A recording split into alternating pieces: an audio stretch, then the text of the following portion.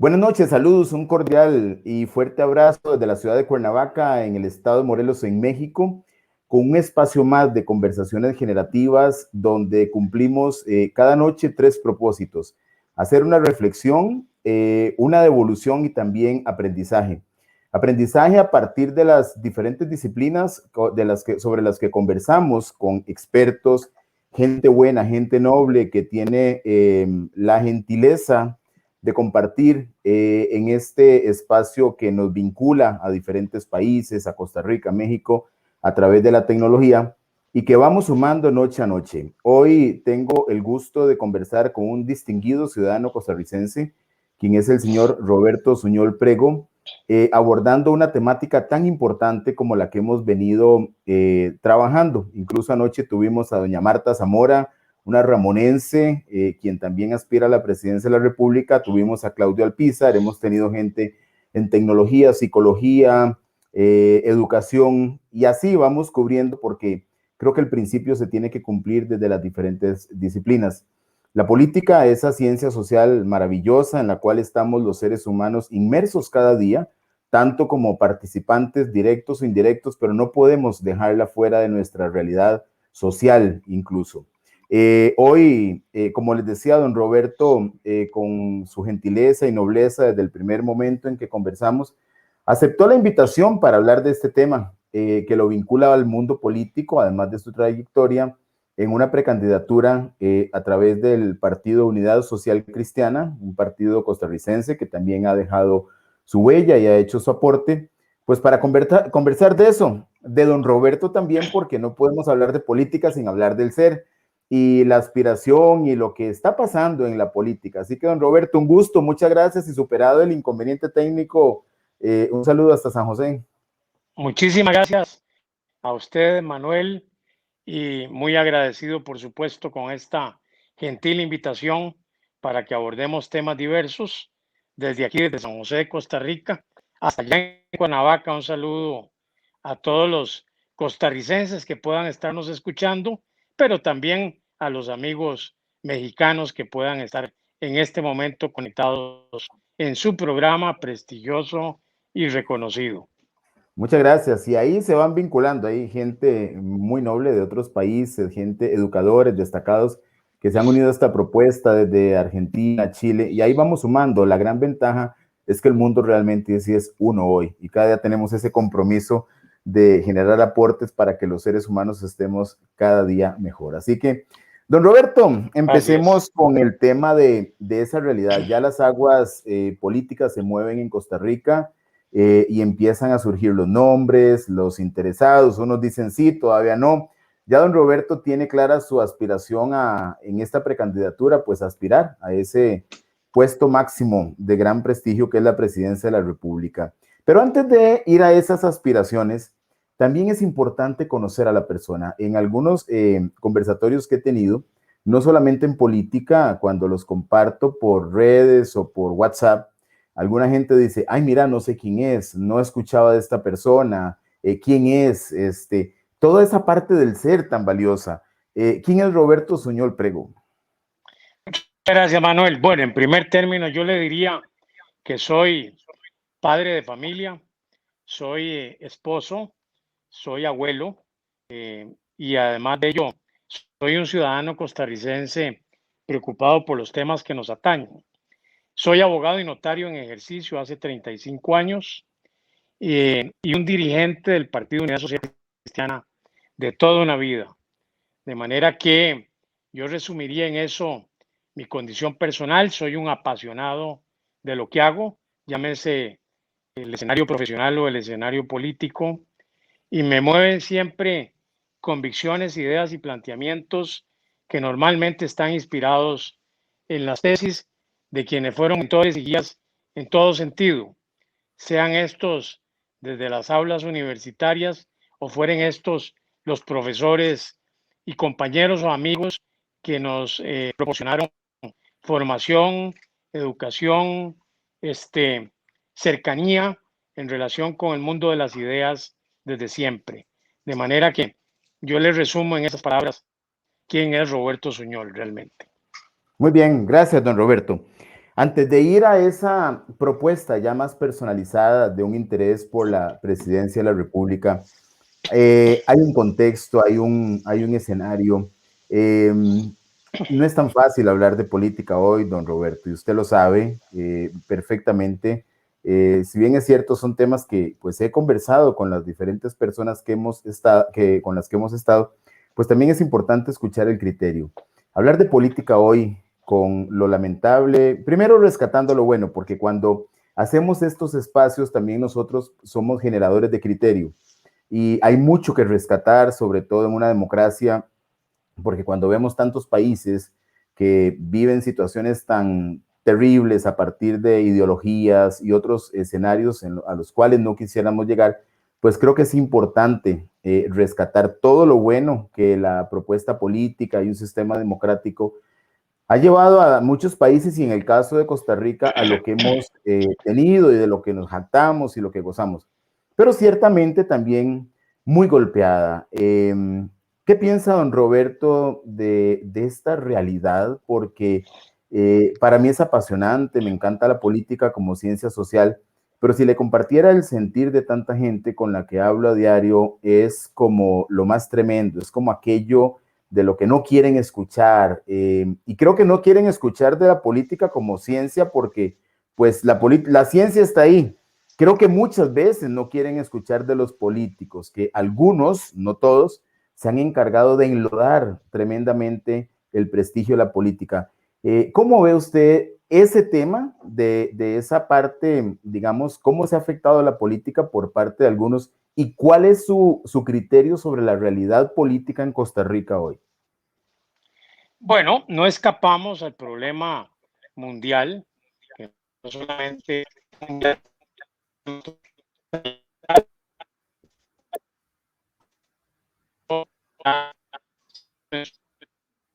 y a veces vilipendiada. Perdón, don Eh, Roberto, se nos fue un poquito el sonido en esa primera parte. sí, le Ahí, repito, ahora sí. Sí, ahora señor, sí, ok, gracias. le repito, la política en efecto no solamente ha sido abordada por gentes que lamentablemente no la han ejercido con la entereza, la honestidad y el compromiso con que debe de ejercerse la misma. Y ahí tenemos una parte importante. La otra parte que ocurre en este tema, lamentablemente, son todos aquellos que están desprestigiándola como ciencia y como realidad, simplemente por despecho institucional, por despecho personal, por despecho partidario e incluso en algunos casos por ignorancia y repetición de tesis que atentan contra el sistema político en sí mismo y que además desfiguran el interés de que ese sistema político pueda continuarle proporcionando al sistema democrático mecanismos apropiados para desenvolverse, para la elección de los gobernantes en libertad, para poder apreciar desde el ejercicio de esa ciencia política las posibles soluciones a los problemas que aquejan en nuestros países latinoamericanos y especialmente en el caso de Costa Rica. Tenemos dos circunstancias, Manuel. Las Ujú. gentes que están haciéndole daño a la política desde la perspectiva de la maledicencia, de hablar mal de la política, de hablar mal de quienes integran la actividad, de hablar mal de los partidos políticos como un todo y de hablar mal de la ciencia en sí misma. Ahí hay un tema. El otro tema es quienes han ensuciado, lamentablemente, a la política en términos generales con actitudes, con comportamientos, con conductas que son absolutamente reprochables y dañinas, sin percatarse de que al final al que estamos dañando es al sistema. Sistema democrático que debiéramos de apreciar en todo el contexto de su desenvolvimiento, porque es muy triste observar cómo democracias latinoamericanas, el caso de Venezuela, por ejemplo, o democracias centroamericanas de otrora, que han sufrido altos y bajos y que han tenido problemas de todo orden en ese sentido como Nicaragua, no confrontan la realidad los costarricenses a veces de esos sistemas que han caído en circunstancias totalmente deplorables con lo que tenemos que proteger en nuestro país y con lo que tenemos que defender en el escenario de hacer cada día una mejor política, defender la actividad como una ciencia eh, razonable, eh, que además tiene que llenar el espacio necesario para la gobernanza y la elección de quienes deben ser colocados en la posición de elección popular en los cargos públicos de mayor importancia en nuestros países. Entonces, en efecto, concuerdo con usted y concuerdo además con la gente que se expresa en ese sentido repetidamente. La política la han ensuciado, se ha llenado de brosa. En el camino hemos tenido la problemática de que se le critica como ciencia, se le critica como práctica, se le critica desde la organización partidaria o desde fuera hacia la organización partidaria y se le critica también en la personificación de quienes ejercemos esa actividad y que creemos tener un compromiso muy firme con ella, pero que se ve falseada o falseado ese compromiso y se ve además en circunstancias de apuro constante porque la política pareciera ser una actividad hoy por hoy totalmente satanizada. Y esto le está haciendo daño al sistema político latinoamericano, le está haciendo daño a nuestras democracias y hay que aventurarse a paso agigantado a recuperar los espacios con la mejor gente posible y de la mejor manera que se pueda dar para poder mantener los sistemas políticos bajo los principios democráticos con la participación de todos aquellos que en efecto tengan un compromiso y no hayan subido a la política o no se hayan asumido en ella para ensuciarla y para desprestigiarla. Okay. Y esa realidad política costarricense, porque usted me menciona un contexto, digamos, ampliado al mundo latinoamericano. Efectivamente, el tema de la política es como las crisis de valores. Hay crisis de valores en la sociedad y no se quedan en un contexto fronterizo. El tema de los valores trasciende, el tema de la inseguridad. Entonces hablamos de la crisis política como un fenómeno latinoamericano. Incluso vemos diferentes modelos y prácticas de la política en diferentes países, para no entrar en detalle. Pero, ¿qué pasa con el contexto costarricense? Cada tema puede ser llevado a un contexto. Y en Costa Rica, ¿cómo está esto afectando? ¿En qué grado, en menor o mayor medida, se ha debilitado el sistema? ¿Qué es rescatable? ¿Qué ya no es rescatable de esa crisis política que usted bien lo apunta? Hoy leía un artículo de cómo estos espacios perfectamente pueden incluso como usted lo dice, satanizar a la política y no estamos contribuyendo a fortalecer una democracia, que es lo que buscamos. Pero también no podemos tapar el sol con un dedo, digamos, la ciencia, la práctica y los políticos. Ahora, en este tercer tema, ¿cómo valora usted toda esta crisis política llevada al contexto costarricense? ¿Estamos en crisis? ¿Estamos en rojo, verde, amarillo? ¿En qué estamos? Bueno, hemos tenido lamentablemente un régimen gubernamental de 8 años, ¿verdad? Hablemoslo claramente, 4 anteriores del PAC, del Partido de Acción Ciudadana, 3 van a cumplirse del actual gobierno y va a completar el periodo de 4 años más para que creamos en una realidad personificada por un movimiento político que lamentablemente vino a dividir a los costarricenses. Vamos a ver, en un orden inicial de ideas. Primero, generaron una serie de desprestigios para los partidos políticos vigentes en el entonces, bajo la bandera de que ellos eran los portadores de la ética, los portadores de la honestidad, los portadores del ejercicio sano y salvable de la política nacional. Y bueno, asumen el gobierno, transitan por él durante 8 años y resultan ser protagonistas de acciones o de actuaciones mucho más graves o tan graves como las que reprocharon de algunos partidos políticos en el pasado.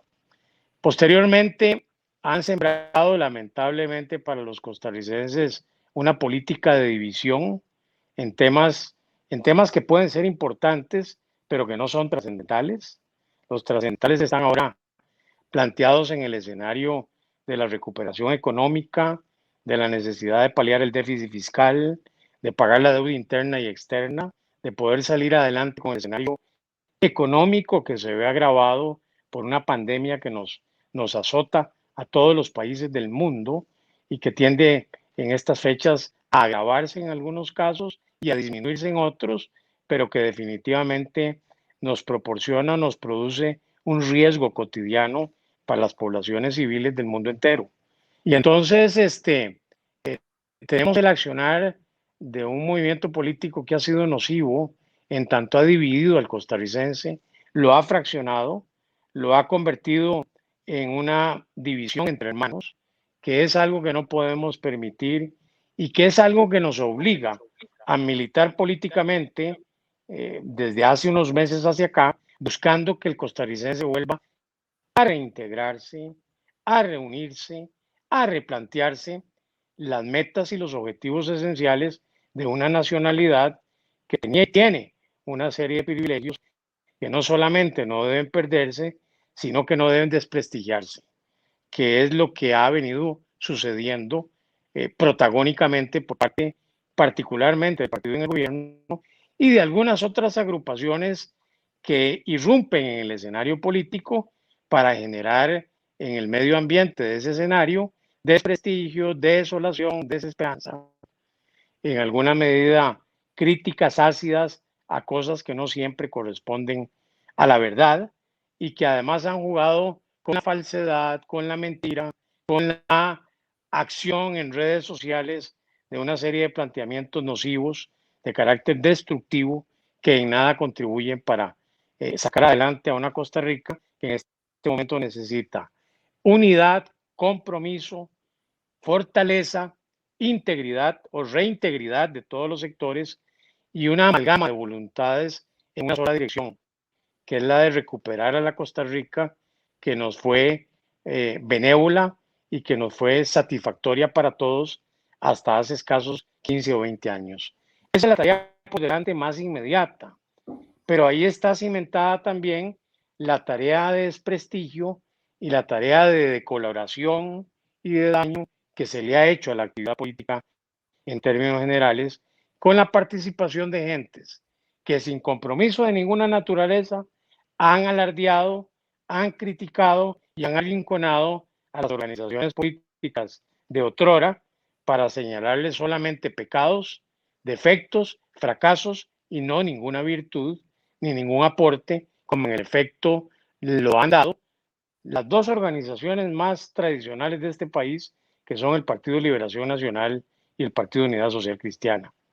Entonces, hay que corregir el rumbo que lleva el país en ese sentido, porque todo esto contribuye al deterioro del sistema y al deteriorarse el sistema, estamos menoscabando las bases de una democracia sólida como ha sido la nuestra, con cuyo digamos, acontecer, el continente americano entero le reconoce a este país esa condición que no debemos perder. La condición de país democrático, en ejercicio de libertades, con la participación de organizaciones que le han dado al país lo mejor y que pueden ser perfectibles y continuar dándoselo en el futuro si sumamos voluntades para que las cosas caminen por la senda correcta y no desgraciadamente por donde han querido caminar en los últimos 8 o 12 años. Claro. Don Roberto, retomando la conversación con Marta Zamora anoche, quien es cofundadora del PAC con Otón Solís y don Alberto Cañas, de una u otra forma Marta llegaba a la conclusión, y se lo planteo, pues la evidencia es pública, de que hubo, vamos a ver, creo que le costó escuchar mi palabra y se la planteé, tal vez no la validó, quizás traición a los principios éticos que el Partido Acción Ciudadana planteaba en aquel momento en que salían con una posición redentorista a salvar a Costa Rica del bipartidismo. Y en la conversación con Marta, creo que muy maduramente acepta que no han necesariamente, aunque también habla de sus fortalezas, llevado el país con algunos, han dejado de cumplir algunos principios éticos o postulados del partido. Ahora, en talento humano hay algo que se llama acontecimientos recientes.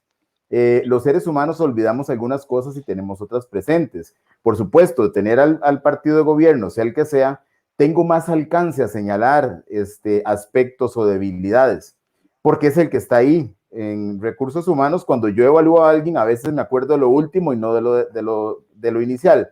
Sin embargo, el tema político en Costa Rica es de muchos, y si hablamos de muchos es del PAC, de Liberación, de la Unidad Social Cristiana y también de algunos otros partidos emergentes. Es mucho más fácil, digamos, señalar hoy las debilidades del PAC, pero a nivel de percepción general, escapa la Unidad Social Cristiana a esos cuestionamientos éticos que en algún momento llevaron a un electorado a tomar decisiones de un multipartidismo, que es otro tema que ahorita me encantaría preguntarle. Claro que sí. El Partido de Unidad en algún grado aportó su cuota de responsabilidad, como lo aportó también el Partido de Liberación Nacional. Ahora, no todo es negro y oscuro, en el sentido de que no siempre la conducta de los grupos humanos, y en este caso los partidos políticos, va a ser siempre la misma. Hay evidentemente una posibilidad de que esto se rectifique, de que esto se replantee y de que el país en alguna medida tenga un reencuentro con las funciones iniciales de los movimientos políticos que han escarmentado en alguna medida el paso por situaciones oscuras, por situaciones difíciles, por situaciones de conflicto en donde el costarricense legítimamente cobró a esos movimientos políticos y con factura muy alta lo que ellos habían acometido en perjuicio de la ciudadanía.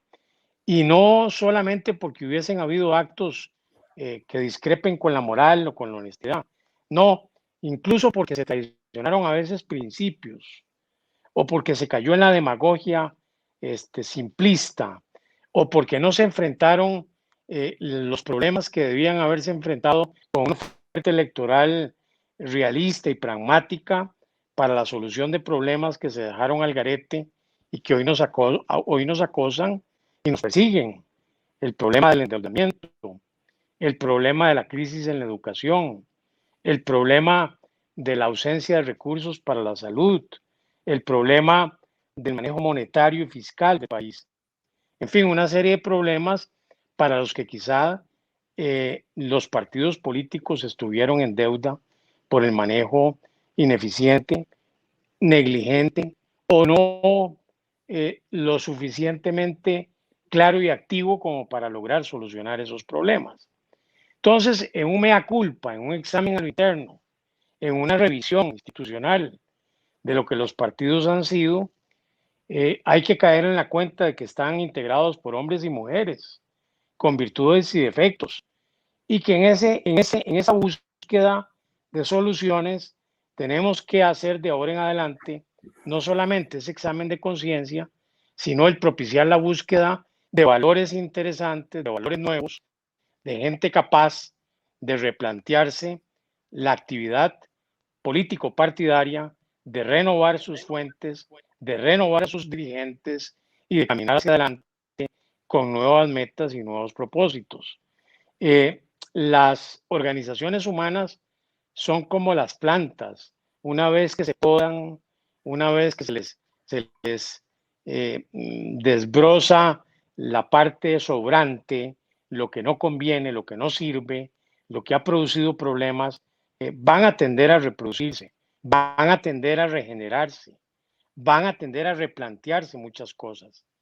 Yo pienso que los partidos políticos están en esos procesos, en unos procesos de introspección, de estudio hacia adentro de lo que ha sucedido y de confesión autóctona e interna de las cosas que no caminaron bien en cada caso, para ponerlas a caminar mejor de ahora en adelante.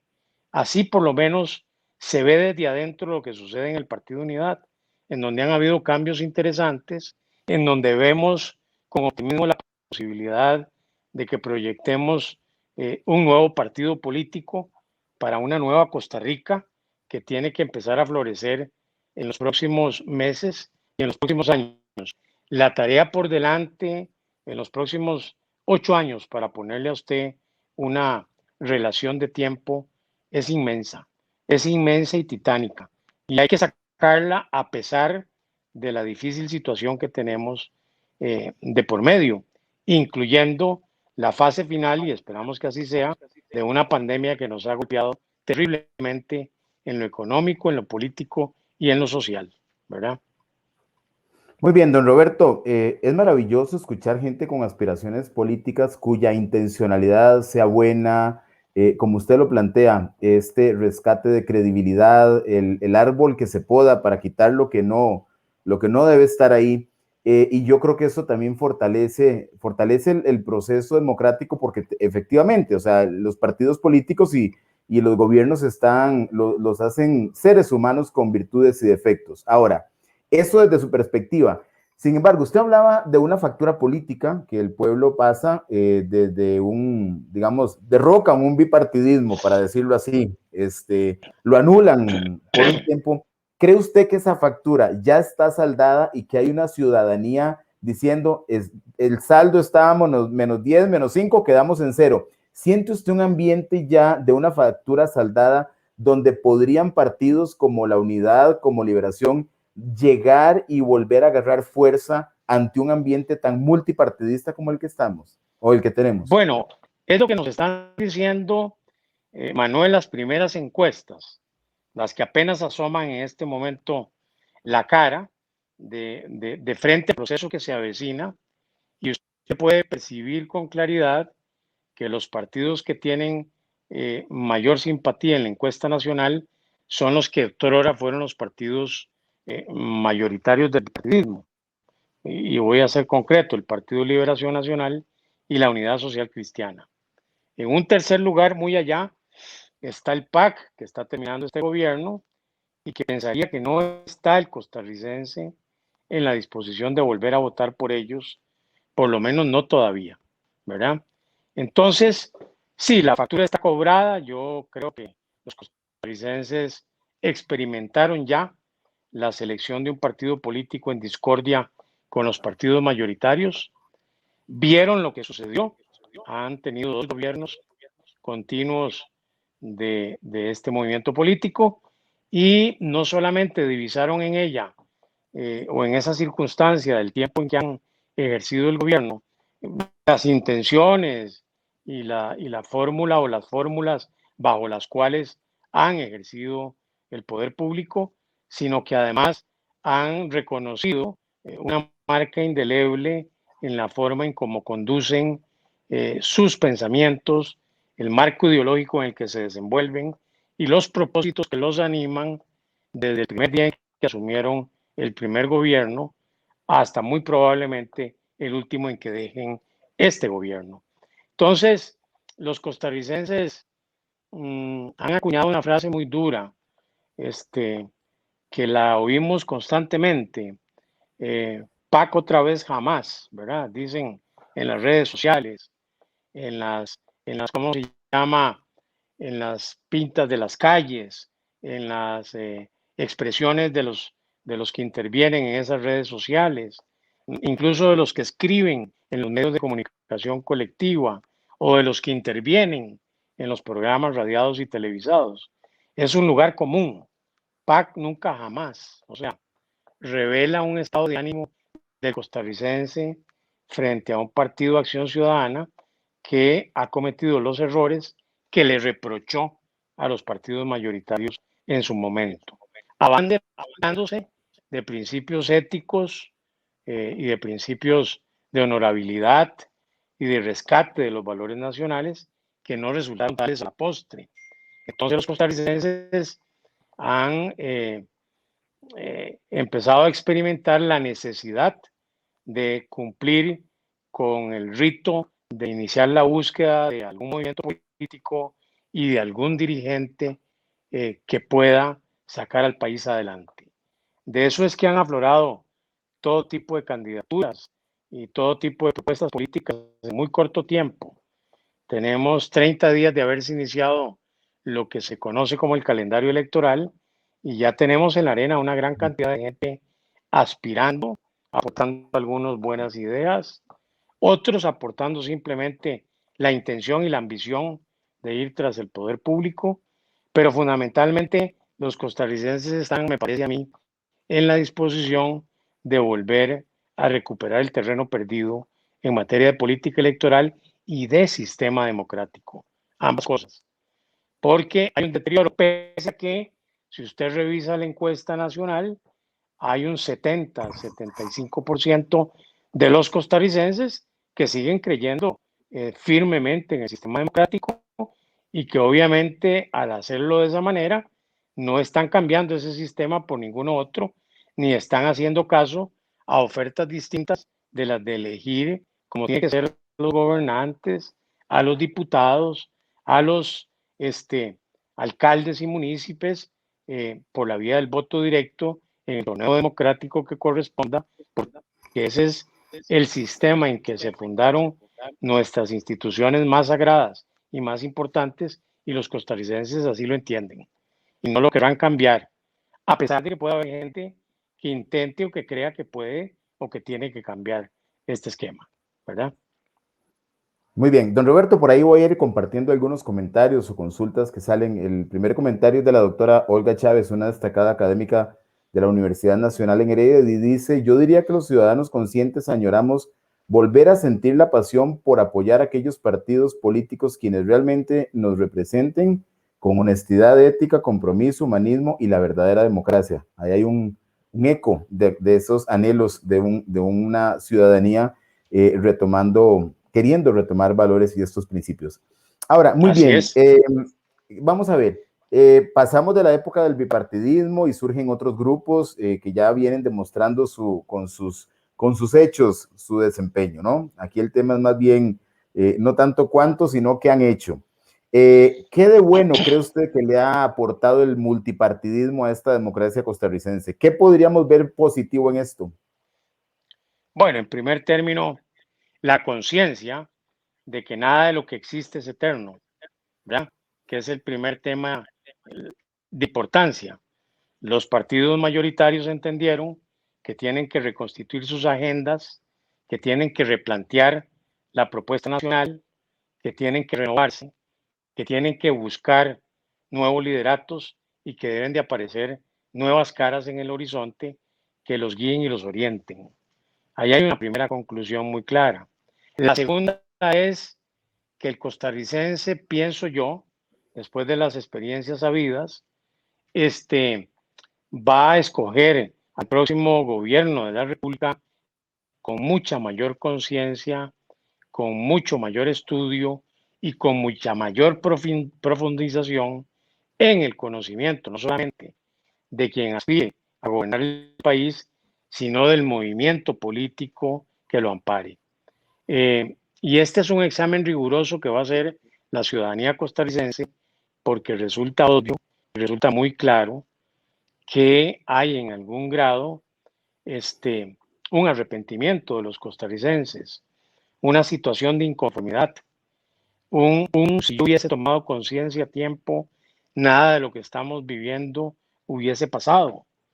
Si yo hubiese participado en las distintas alternativas de carácter electoral, emitiendo mi voto, no engrosando el abstencionismo y acercándome a la elección de gobernantes como debía ser mediante el voto popular, sin despreciar la oportunidad, quizá estaríamos mejor.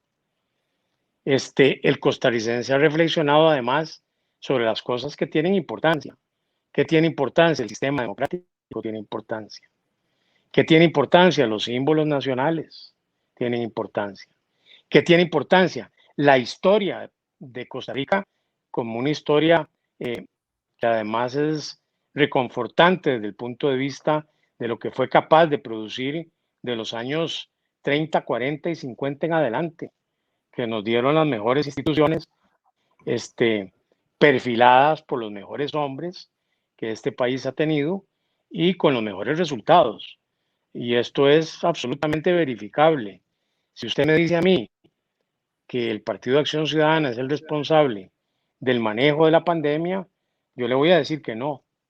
Yo le voy a decir que los ejecutivos del Partido de Acción Ciudadana, que coyunturalmente debieron administrar las instituciones llenas de fortaleza que tenemos, hicieron el papel que tenían que hacer bien, pero la Caja Costarricense del Seguro Social es obra de los partidos políticos de siempre, el uno porque la fundó y el otro porque la sostuvo y la defendió a lo largo de todos estos años, que nos permite tener un sistema de salud absolutamente robusto para enfrentar una crisis pandémica como la que hemos tenido, sin consecuencias tan graves como las que hay en otros países de América Latina, muy conocidas. Este sistema robusto es producto de un acuerdo nacional, de un pacto celebrado en Costa Rica de manera tácita entre los movimientos políticos que otrora fueron los partidos mayoritarios y que forman parte del elenco del resto de los partidos en el escenario político nacional. Porque estos son credenciales que pueden mostrar esos partidos con total claridad. Entonces, no puede pensarse bajo ningún concepto que lo que está sucediendo hoy sea producto únicamente de un grupo que llegó escasamente hace 8 años al poder público. Es producto de un sistema en donde están en ese sistema integrados los partidos políticos tradicionales que ahora, según revela la encuesta que empieza a asomarse en el horizonte, los costarricenses quieren reconsiderar como alternativa política, replantearse la posibilidad de que sean esos partidos los que asuman la responsabilidad de la gobernanza en los próximos 4 años y, por qué no decirlo, en los próximos 8 también, ¿verdad? Entonces, yo haría el análisis desde ese perfil, desde esa perspectiva, Manuel. No le veo otra posibilidad diferente a esto porque la realidad es que Costa Rica es consecuencia de una serie de acuerdos, de una serie de pactos sociales, de una serie de entendimientos y de una serie de obras y logros que, digámoslo así, cofundamos los partidos políticos existentes en aquella época y que además nos dimos a la tarea de defender todo eso de manera exitosa y con conciencia clara de que había que mantener en el sistema todas estas instituciones que hoy son fuertes y vigorosas y que no podemos perder y que no podemos bajo ningún motivo destruir o dañar, ¿verdad? Que es muy importante tenerlo claro. Entonces, en efecto, eh, el retorno de los partidos mayoritarios pareciera ser una realidad a hoy, que creo va a crecer y a engrandecerse en las próximas semanas y meses, según nos acerquemos a la fecha electoral nacional, ¿verdad? Don Roberto, ya casi vamos porque el tiempo vuela a propuestas de don Roberto en diferentes temas como la parte de la economía, salud, educación, los temas convencionales y quizás otros.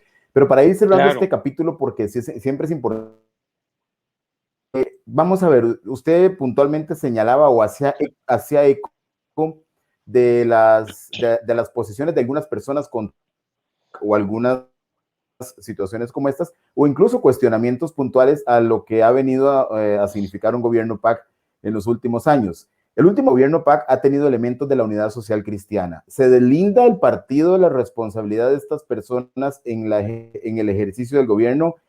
Hay grandes méritos que se le reconocen a don Rodolfo Méndez en el tema de la infraestructura. Estuvo don Rodolfo Piz al inicio del gobierno de Carlos Alvarado. La unidad ha estado muy cerca del gobierno PAC.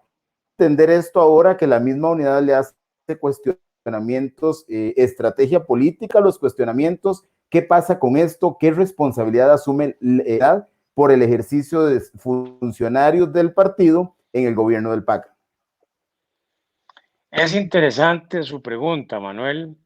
Yo ya he dicho a algunos colegas periodistas y amigos que el acuerdo del gobierno de unidad nacional, que a la postre no resultó tal, esta fue una decisión de una facción del partido, que fue la que integró don Rodolfo Pisa y su equipo de campaña. Recordemos incluso que hubo una buena parte del partido que no tomó una decisión por nadie en la segunda ronda y a don Rodolfo lo autorizó la Asamblea Nacional dispensándole la militancia para que fuera a integrar ese gobierno. y de ese gobierno de unidad nacional, en efecto, que quede en el ejercicio de su puesto o de su desempeño como ministro, es don Rodolfo Méndez, por cierto, muy exitoso ministro desde su cartera en todas las obras que este gobierno entregará gracias a un ministro que se forjó notoria y claramente en las filas de la Unidad Social Cristiana. Entonces, yo diría que hay dos momentos históricos en este tema. Uno, el que permite que don Rodolfo y un grupo de seguidores de él integren este acuerdo con don Carlos Alvarado y el PAC, ¿verdad? Porque no fue una decisión de partido, el partido así lo ha aclarado repetidamente a través de sus autoridades, sus dirigentes, sus diputados, etcétera. Y otra, la realidad de un partido político que ha asistido a conquistas de toda naturaleza en el ámbito electoral, que no, por supuesto, por haber integrado unas posiciones de gobierno, iba de alguna manera a ceder el espacio para que en adelante el PAC tomara su lugar. Eso no iba a suceder. Es más, en algún momento yo dije, hace algunos años, que vendría un reacuartelamiento. O sea, vendría, por supuesto, lo que sucedió, las renuncias de los llamémoslo así, de los personeros que se embarcaron en la tesis del Gobierno de Unidad Nacional y el regreso de muchos de los funcionarios que en el entonces acudieron a ese acuerdo y se mantuvieron en él a las filas del partido para buscar nuevos aires y nuevos tiempos. Entonces, yo diría que la unidad como partido, como movimiento y muchos de sus dirigentes no somos en realidad responsables de lo que se tomó por decisión en esa oportunidad. Esa fue una decisión de don Rodolfo y su grupo, mal o bien tomada, la historia lo juzgará, pero no es una decisión de partido y en tal carácter debe de tenerse claro que hay una parte significativa del partido que nunca estuvo de acuerdo con la acción tomada por don Rodolfo y lo ve como una acción de carácter grupal, ciertamente, pero limitada a quienes seguían a don Rodolfo Pisa y quienes estuvieron, digamos, en esa coyuntura de suscribir un acuerdo con el actual presidente de la República, que como hemos visto no culminó como todo el mundo esperó o como por lo menos ese grupo esperaba que culminara la posibilidad de esa asociación política temporal, porque además habían problemas muy serios previsibles, ¿verdad? Uno de ellos era la discordancia de carácter ideológica entre uno y otro movimiento político. No había afinidades que pudieran ponerlos en la misma senda. No había coincidencias de mayor talante que le permitiera a la unidad de entonces o a ese grupo de la unidad entenderse claramente con los grupos del PAC que finalmente terminan ejerciendo el gobierno de manera amplia, directa y clara, prescindiendo de los cuadros que la unidad había emprestado, llamémoslo así, al Partido de Acción Ciudadana para efectos del inicio de este gobierno. Entonces, esa es la respuesta que yo, Manuel, le puedo dar a esto. Fue una decisión tomada por don Rodolfo y su grupo y no por el partido. Eso hace la diferencia, eso genera una división en lo práctico o en lo pragmático respecto de la situación y crea un ambiente distinto que nos tiene a otros en este momento aspirando a pelear posiciones de gobierno sin ningún compromiso o sin haber tenido ningún compromiso ni ninguna relación con el Partido de Acción Ciudadana. Muy bien, don Roberto, vamos a algunas apreciaciones de doña Cecilia Cortés. Dice, qué gusto que el PUSC tenga un precandidato con un pensamiento tan claro y capacidad propositiva para rescatar al país. Y también don Jonathan Sánchez hace un saludo, le envía un saludo, excelente oportunidad de cambio para Costa Rica. Antes de irnos a las propuestas concretas de don Roberto como eventual gobernante, Empezábamos este espacio planteando el tema de la política en lo personal y creo que a muchos nos encanta. Es una ciencia maravillosa, encasillada en las ciencias sociales y que termina al final siendo percepción, porque de lo más teórico de los famosos autores, ¿dónde termina la política? En la elección de una persona que dice sí o no, y ahí se llega a ese momento de la verdad. Ese momento de la verdad puede ser lleno de mucha subjetividad. Entonces hay grandes retos de cómo traducir todo esto que está usted planteando muy éticamente al contexto de la realidad, a la reunión en una colonia, en una ciudad, para que la gente diga sí o diga no, a ese impacto que se genera en el ser humano para que en medio de la confianza y retomar esa credibilidad, diga me convence o no me convence. Hay una pregunta que surge en el ambiente y es parte de esa realidad social, porque puede ser que a veces dentro del partido sucede como las empresas, los que estamos adentro estamos claros de lo que está pasando, pero no nos aseguramos de lo que piensa el que está afuera. El que está fuera de la unidad asocia la unidad todavía con la influencia de Rafael Ángel Calderón. ¿Qué pasa con Rafael Ángel Calderón y la Unidad Social Cristiana u otros partidos? ¿Es todavía esa fuerza de don Rafael Ángel tan presente a través de aliados en un partido como la Unidad?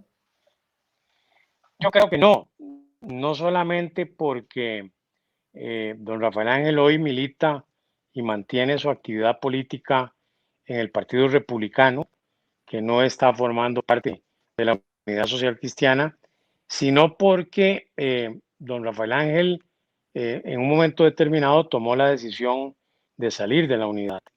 En ese momento, por razones coyunturales, hubo un grupo que lo acompañamos, pero de ese grupo que lo acompañamos, una buena parte regresó a su casa ante el llamado que hicieron dirigentes o expresidentes como don Miguel Ángel Rodríguez, cuando convocaron a todo el mundo a que volviéramos a las filas de la Unidad Social Cristiana a partir de experiencia anterior, en el sentido de que si hubiésemos estado unidos, hubiésemos sido probablemente gobierno, porque hubiéramos llegado a esa segunda ronda con una posible victoria y hubiéramos probablemente podido ganar la elección. La experiencia que nos vierte la división es que eso no se logra. En esta oportunidad mantenemos muchos dirigentes la esperanza de que pueda reunirse en un solo bloque todo lo que antes fue la Unidad Social Cristiana. Ya de hecho hay gente sumándose, gente importante, gente que formó parte del movimiento libertario, gente que formó parte de otros grupos políticos, inclusive del PAC, que están volviendo a la unidad, viendo en ella la importancia o la probabilidad importante de una regeneración dirigencial y de una renovación partidaria que pueda ofrecerle al país una alternativa de gobierno en un caso perentorio. Entonces, la influencia de don Rafael Ángel es posible que exista en algunos cuadros, porque fue no solamente un expresidente de la República y un líder connotado, sino que es probable también que la ejerza en forma directa, pero no a través del partido, porque en este momento él tiene un movimiento político que lidera al margen del Partido Unidad. Entonces, la esperanza de muchos de nosotros es que como otros movimientos, vuelvan a la palestra, al escenario político electoral, reunidos bajo una sola bandera en los próximos meses, ¿verdad? Claro, se lo planteaba porque efectivamente hay huella de don Rafael Ángel en la unidad, también en el partido en el cual hoy milita. Más bien, verían una unificación para que sea un solo partido, ¿es así? Para que don Rafael Ángel también llegara a la unidad o viceversa, van ustedes para allá o él para acá y agruparse en función de fuerza.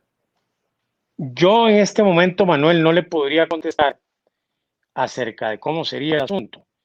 De lo que sí estoy cierto es de que la unidad está en su sitio y no se movería hacia ninguna parte. Más bien procuraría la búsqueda de alianzas productivas para las partes y desde luego creo que no tendría reservas en buscar una alianza de esa naturaleza con el partido y el grupo que representa a don Rafael Ángel. Por lo menos así lo he percibido al interno de la unidad y mucha gente le dice a usted, ojalá pueda darse la reunión de vuelta y ojalá estén todos unidos bajo una sola bandera.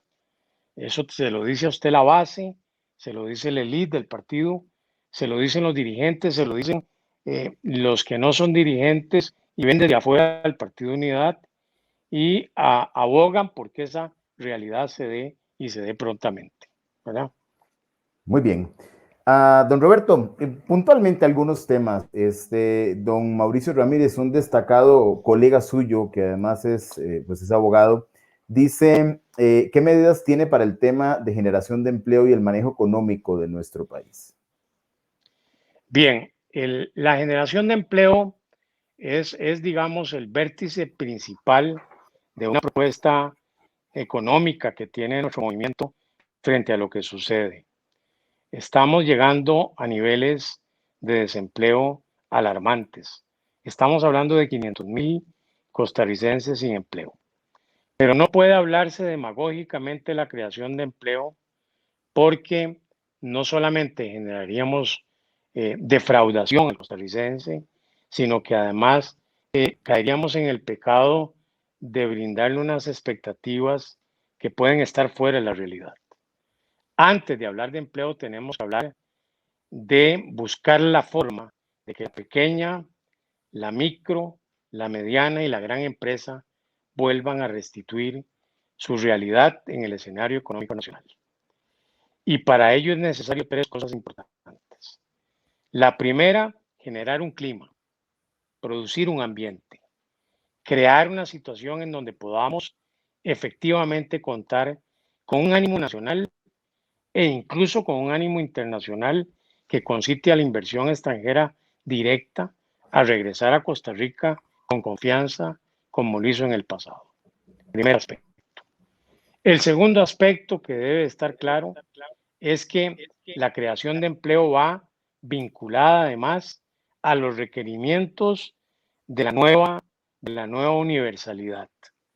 Nosotros necesitamos reforzar áreas tecnológicas, reforzar áreas técnicas, reforzar las ingenierías, reforzar las ciencias, crear mecanismos para lo cual en ese contexto los costarricenses puedan generar preparación académica y profesional importante para poder enfrentar los retos de un nuevo siglo que nos obliga a buscar soluciones en otro contexto. El otro punto importantísimo es que no puede hablarse de empleo o de generación de empleo si no existen los recursos. En este momento la empresa privada está paralizada. Llámese como se llame, pequeña, micro, mediana o gran empresa. ¿Por qué? Porque venimos de una pandemia que nos mantuvo un año absolutamente enclavados desde el punto de vista económico, encerrados en nuestras casas de habitación o incluso en nuestros sitios de trabajo, pero sin mayor suceso. Y además, sin generar recursos económicos. Hay un plan de avales y garantías muy claramente planteado a nivel legislativo. Lamentablemente le han metido mano en este momento al plan original. Pudiera no estar siendo lo mismo que se concibió de entrada para este plan. Y en ese plan lo que se procura es generar los primeros 850,000 millones de colones que tienen que ir con absoluta presteza a los núcleos de producción, a las empresas pequeñas, micros y medianas, las pymes, que son fundamentales con sus respectivos encadenamientos en este país, para volverse a reactivar, para volver a aparecer en el escenario económico general del país y para volver a reproducir lo que antes hacían. Sin recursos, lamentablemente no vamos a tener una expectativa firme en la creación de empleo. Necesitamos el recurso.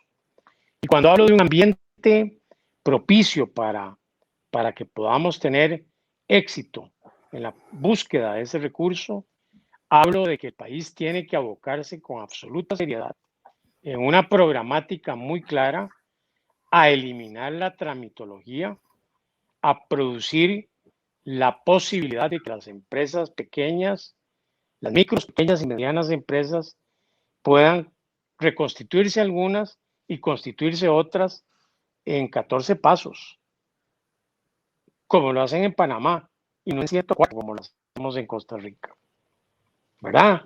Con una burocracia que se alimenta de esa tramitología para poner un sello en un escritorio y otro también en otro, retrasando no solamente la producción, sino también la aspiración del costarricense de salir adelante. Una vez generado el recurso, las empresas van a poder empezar a crear de nuevo empleo con posibilidades. Antes no. La otra cosa importante es que tenemos que buscar una reestructuración del Estado que nos permita disminuir la deuda sensiblemente, tanto la externa como la interna, que a su vez nos dé la oportunidad de que disminuya esa deuda y con mucho menos peso en la mochila podamos tener intereses cómodos para la consecución de créditos en efecto de compromiso absoluto por parte de la banca comercial y de la banca pública, que se ha convertido lamentablemente en una banca para el consumo y que tiene que torcer sus ojos a una banca para la producción nacional y para la reactivación económica, con una orientación clara y definida, porque de no ser con ello, la ausencia de recursos nos va a impedir que podamos crear el empleo que necesitamos. Y en esa tarea debe de comprometerse el presidente de la República y sus ministros del área económica para persuadir a esa banca nacional de que el éxito del negocio va a estar no en el consumo, sino en la reproductividad del recurso, prestando a proyectos novedosos, a empresas pequeñas, medianas y grandes, que además, al hacerlo, nos permita generar el empleo que hemos perdido, no solamente con ocasión de la pandemia, sino con lo que venía de atrás. Estamos, como sabemos, en ese 500.000 de personas sin empleo, estimulando con ello la informalidad y generando la imposibilidad de que se reproduzca el empleo como una actividad natural de la empresa privada y de los sectores productivos. El otro tema que tiene que ver muy seriamente con esto es la oportunidad que el costarricense debe tener para acudir a ese crédito con éxito, porque de nada sirve que haya un plan de avales y garantías con 700 o 850.000 millones de colones disponibles, si vamos a sufrir el calvario de 65 trámites o de 70 antes de llegar a la obtención del crédito que estoy viendo. Y hay sectores que tienen que recibir ya un auxilio inmediato, no solamente para poder obtener el resultado, sino para no perder lo que se tiene en términos de infraestructura y de actividad futura. Y estoy hablando del sector turismo. Sector turismo que es el generador de la segunda razón de ingreso en este país, ¿verdad? Que tenemos lamentablemente en total descuido, que tenemos lamentablemente en estado de abandono y que no ha habido forma posible, salvo hoy que anunciaron algunas medidas que he estado revisando y me parece que algunas son buenas, pero otras son hipotéticas, son quiméricas, digámoslo, no cumplen con la expectativa, porque vamos a tener que darle un auxilio urgente a ese sector para que sostenga esa infraestructura mientras pasa la pandemia y logramos volver a recuperar el empleo en esas áreas. Le doy ahí una breve, digamos, síntesis de lo que podría ser un esquema de creación de empleo en un programa de gobierno de Roberto Suñol como presidente de la República, entendiendo que el compromiso mío con ese sector no nace de ahora, de la actividad política, no, nace de 4 años muy importantes al frente de la dirección ejecutiva de la Cámara Nacional de Comerciantes Detallistas como dirigente en ese ámbito y de 8 o 10 años como dirigente y director ejecutivo de la Unión Costarricense de Cámaras y Asociaciones de la Empresa Privada. Cuando yo hablo de empresa privada y cuando yo hablo de que empresa privada produce libertad, lo hago bajo el compromiso absoluto de que conozco la práctica desde dentro y de que hay que hacer un esfuerzo gigantesco para volver a tener medios de producción adecuados y empresas en capacidad de generar riqueza a partir del apoyo y el auxilio que el Estado como un todo tienen que darle a las que están en este momento en momentos de gran dificultad. De otra manera no vamos a generar empleo. Entonces vendría siendo demagógico el decir vamos a crear empleo porque vamos a crear empleo. No, las fórmulas están en situaciones muy puntuales. El empleo se puede crear si existe el recurso. Entonces vamos detrás de ello, buscando el recurso para crear todo el empleo que sea posible y sacar a miles de costarricenses de la informalidad. Hay que sentarse seriamente con algunas instituciones, por ejemplo, con la Caja Costarricense de Seguro Social, por ejemplo, con las municipalidades. La empresa que nace en este país nace con un gravamen, nace con una deuda en el balance que le genera el Estado. No hay un margen de discreción. El Estado no le dice a ningún empresario, mire, tiene un año o tiene un año y medio de gracia para que levante su empresa. No, la Caja del Seguro viene y le cobra como si estuviera produciendo desde hace 10 años. El impuesto sobre la renta viene y se le cobra en los mismos términos. Las patentes municipales, las autorizaciones y los permisos se cobran como si la empresa hubiera nacido hace 50 años. Entonces, una empresa que tiene minutos de existir u horas de existir, fenece en sus esfuerzos por salir adelante, porque tiene primero que pagar y después producir. Es una formulación inversa. En este país, para crear empleo, tenemos que generar una formulación diferente. Al revés, le damos plazos de gracia, le damos facilidades, le damos crédito, primero accesible y segundo selectivo, por supuesto, y después le cobramos. Cuando usted empresario, pequeño, mediano, grande, haya producido para pagar. Antes no. Y a partir de hoy, a partir de ahí, entonces hoy tendremos reproducción y empleo. De otra manera no lo vamos a tener. Entonces, ahí hay unas pinceladas breves de qué habría que hacer de inmediato para conseguir y consolidar la localización del empleo para los costarricenses y vencer esta cifra catastrófica de 500,000 costarricenses sin ingresos de ninguna naturaleza y sin empleo de ningún orden, ¿verdad? Claro, y que aumenta un potencial también en temas de hasta de seguridad o inseguridad, si se puede traducir así, porque todo esto desencadena en altos niveles de pobreza y hay muchos factores de riesgo asociados a esta vivencia desde la parte social. Don Roberto, por respeto a su tiempo también. Sí, señor, tenemos adelante. un 24%, que es un número leve. Yo creo que andamos mucho más arriba de pobreza que no, o sea, no desatascamos. Y de ese 24% hay un 8% de pobreza extrema, muy dura, muy dura y muy difícil. Entonces, ahí hay otra realidad frente a la cual hay dos cosas que requieren conciencia política y partidaria. Caridad social, caridad cristiana, presencia de la ejecución política para lograr soluciones óptimas para todo eso y, por supuesto, un compromiso formal de los gobernantes para sacar adelante la tarea en materia de pobreza. Somos una vergüenza en ese sentido. Un país que ha tolerado que esto llegue a ese extremo no es un país que tenga que recibir condecoraciones de ningún tipo en este ámbito porque hemos fracasado en el combate a la pobreza.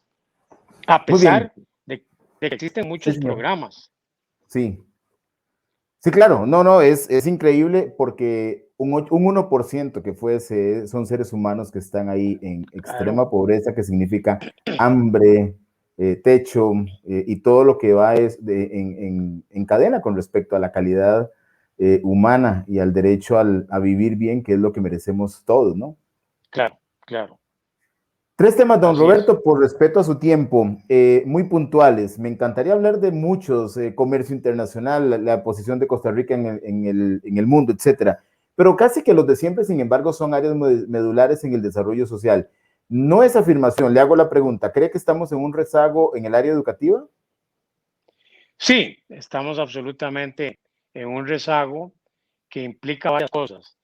Hay una mediocrización del medio. Hemos perdido la excelencia. La famosa garantía constitucional de la educación gratuita y obligatoria ha sacrificado volumen por calidad. Y cuando hablo de volumen no es que esté hablando de demasiados estudiantes. Ojalá hubiesen miles y muchos más de los que hay. No, que en ese volumen, lamentablemente, en el ánimo de atender ese volumen, hemos quintuplicado y multiplicado la asignación de educadores que quizá no están ofreciendo lo mejor de sí en los centros educativos, tanto de primaria como de segunda enseñanza. Hemos creado lamentablemente dos tipos de educación, la privada con privilegios y la pública rezagada. Una educación privada que maneja el aprendizaje de 1, 2 y 3 idiomas y una educación pública que con dificultad logra concretar la existencia de un idioma. Esto coloca una desventaja comparativa a los jóvenes, que además acuden a los centros universitarios con esa formación deficitaria para frustrar o fracasar en su intento de coronar una carrera profesional que lo lleve a mejores condiciones personales. Entonces sí tenemos un problema de crisis educativa a la que se suman además movimientos huelguísticos, parálisis, en el caso del año que acabamos de superar, pandemia, etcétera, etcétera. Todas estas cosas atentan contra un sistema en el que hemos confiado como en todo. Nosotros hemos tenido un sistema educativo maravilloso, como tenemos un robusto sistema médico o de salubridad, pero el exceso de confianza rompe el saco y hemos llegado a tener ese exceso de confianza en un sector en donde éramos líderes latinoamericanos y hemos perdido ese liderato.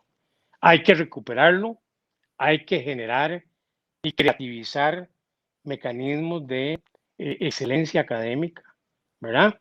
De las pruebas PISA confirmaron lo que le estoy diciendo ya desde hace un año en todos los sentidos y eso nos dice que tenemos un déficit no solamente en el aprendizaje, sino en la educación, no solamente en el alumnado, sino en el profesorado. Y hay que revisar dónde está el problema para entrarle a fondo y poderlo resolver. Si no, vamos a tener unas próximas generaciones sin ninguna condición personal ni profesional y por ende más pobreza, más mediocridad y más situaciones difíciles de superar.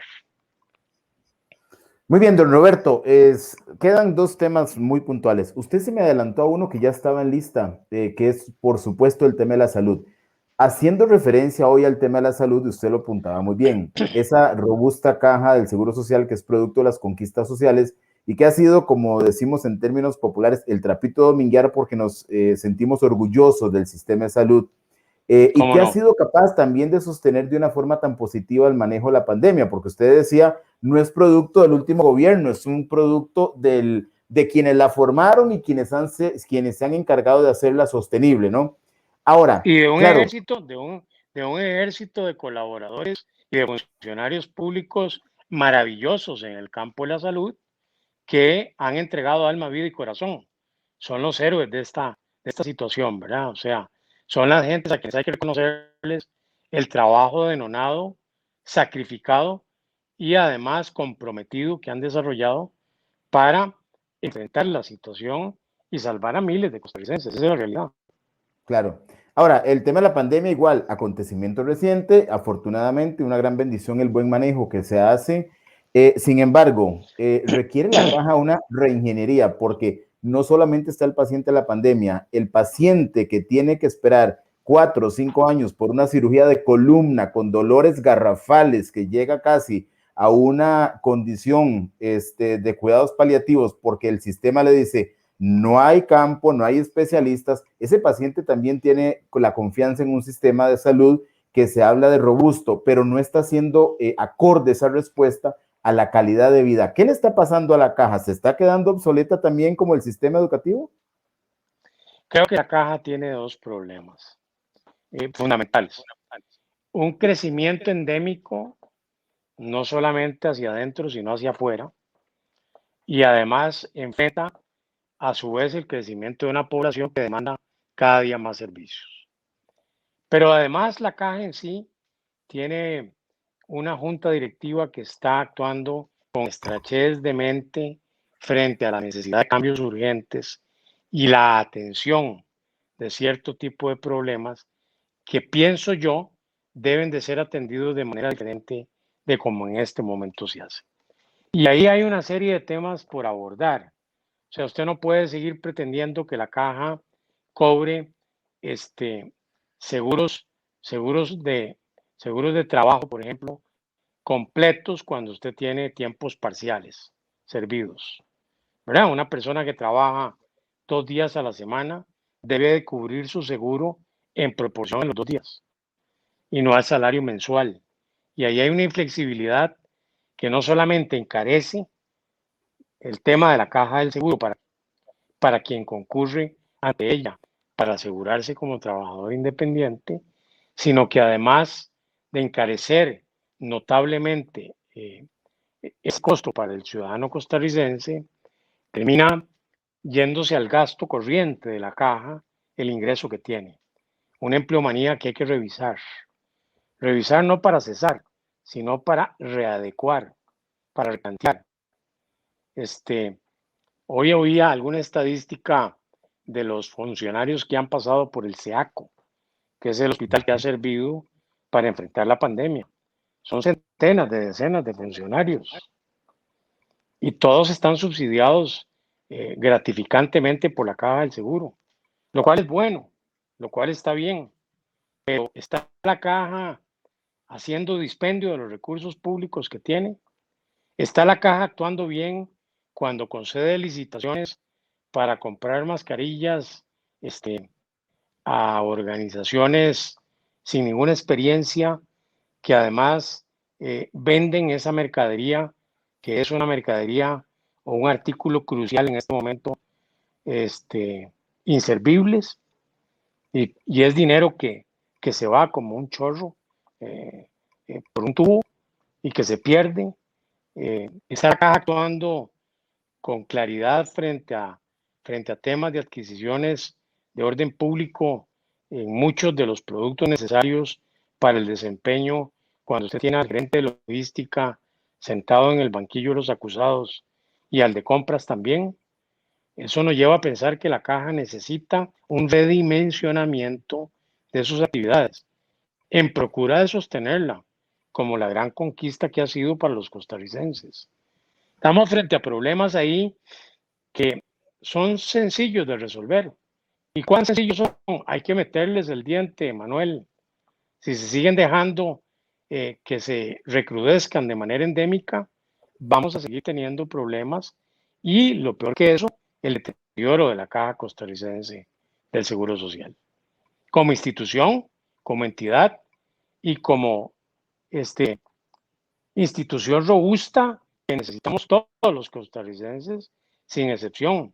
No en vano algunos costarricenses que analizan el asunto señalan que la caja es el pilar de la democracia costarricense.